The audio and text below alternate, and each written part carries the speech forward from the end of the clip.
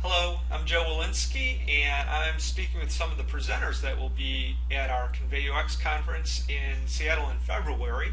I am meeting this morning with Sara Wachter-Boettcher, and Sara, if you're not familiar with her, is an independent content strategist and the author of Content Everywhere. Hello, Sara, how are you?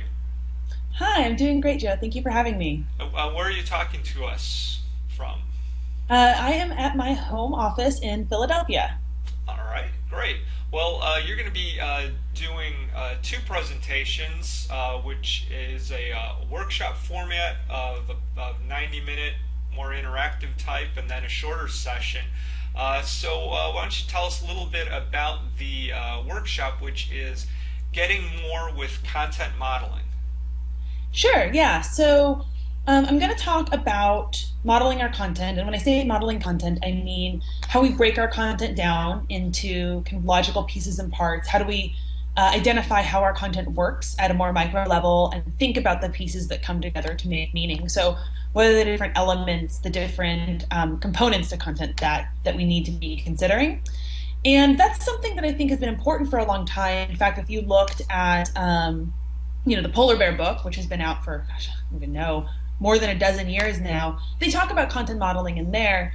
But it's something that's become increasingly critical as we're trying to deal with mobile and multiple devices and lots of different destinations for content.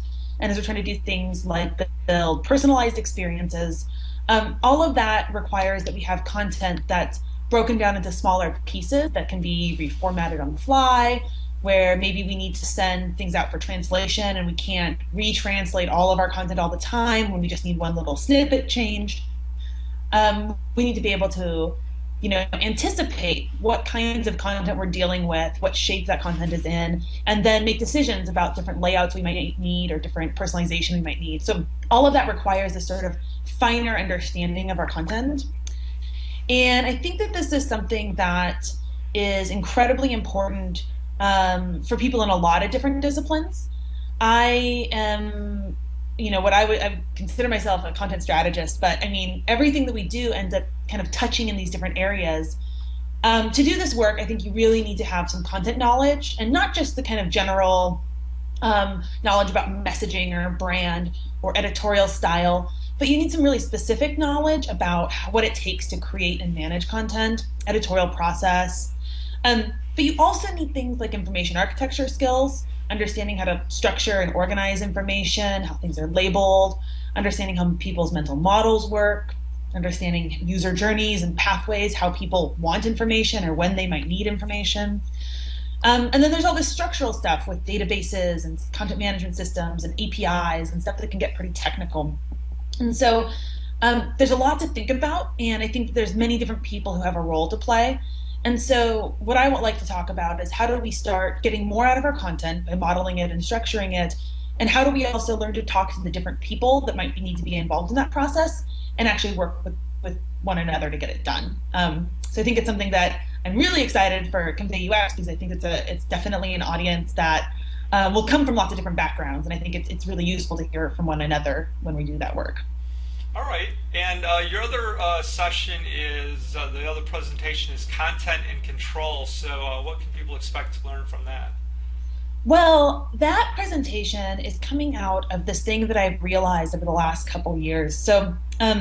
As I was working on my book and as I've been doing all of this content modeling work, I spend a lot of time thinking about, actually how do we model content and how do we get that implemented into content management systems and what does that look like? How do our content systems work? And what I realized, though, while doing all of that, is that that was only one part of the process. The other huge part of that process, the control part, was that content is something that tends to be produced by a lot of different people in organizations. And once you start trying to change how that content works, once you start trying to say that content isn't just big blobs and big pages, but content is actually something more specific and it's got requirements and rules to it, and we want to be able to reuse it and repurpose it, what you ultimately end up doing is changing people's jobs. And those people need help because you're changing the way that they think about what it is that they're producing. And so you can't control all of that. You can't control all of the people. It doesn't really matter how many tidy diagrams and models you make. You cannot force people to follow them. So you have to really think of ways that you can bring people along with you and let go of some of that need to control.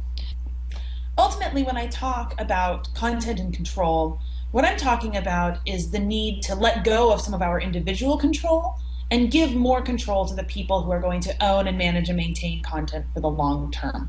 So that's what I'll be talking about in that session. All right, great. Well, yeah, thanks for taking the time to do this quick overview, and we will see you in Seattle in February.